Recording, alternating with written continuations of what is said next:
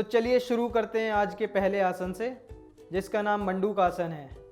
सबसे पहले आप साफ सुथरे समतल स्थान पर वज्रासन में बैठ जाएं। बैठने के बाद 3 बार लंबी गहरी सांस भरते हुए छोड़ें। उसके बाद अपने दोनों हाथ की उंगलियों को मोड़कर मुट्ठी बनाएं। मुट्ठी बनाने के बाद नाभि के दोनों तरफ सामने लगा देंगे। इसके बाद सांस छोड़ते हुए आगे और झुक जाएंगे। कमर गर्दन दोनों सीधी रहेगी, गर्दन सामने की तरफ देखेंगे नजर को।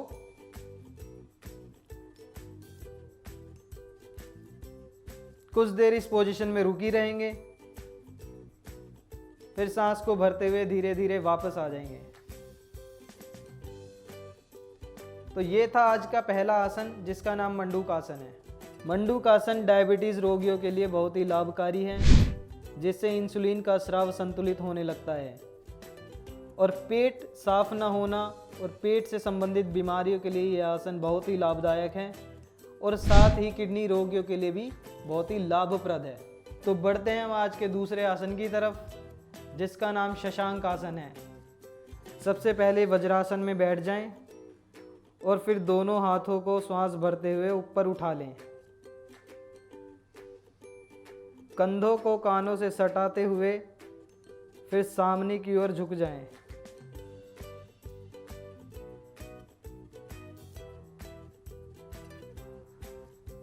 दोनों हाथों को आगे फैलाते हुए श्वास बाहर निकालें। फिर माथा भी भूमि पर टिका दें। कुछ समय तक इसी स्थिति में बने रहें, फिर धीरे धीरे पुनः वज्रासन की स्थिति में वापस आ जाएं।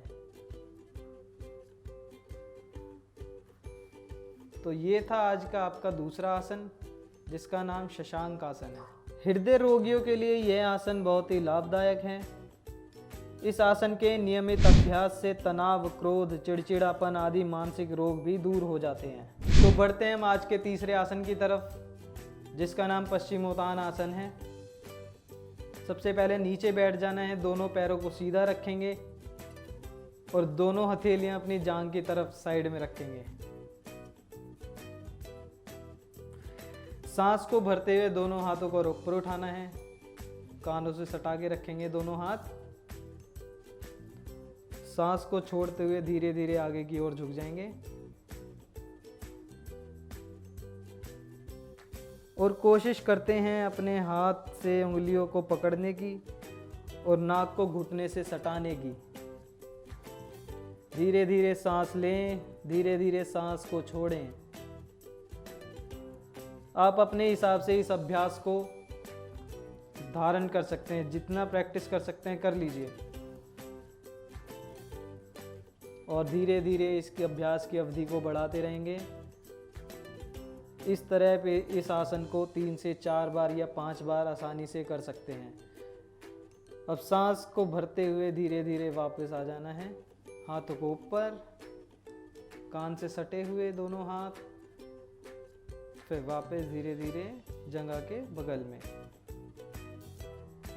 तो ये था आज का हमारा तीसरा आसन, जिसका नाम है पश्चिमोत्तान आसन। इस आसन के करने से आप अपनी रीढ़ की हड्डी को बहुत ही लचीला बना सकते हैं और साथ ही ये बहुत ही रोगों को दूर करता है।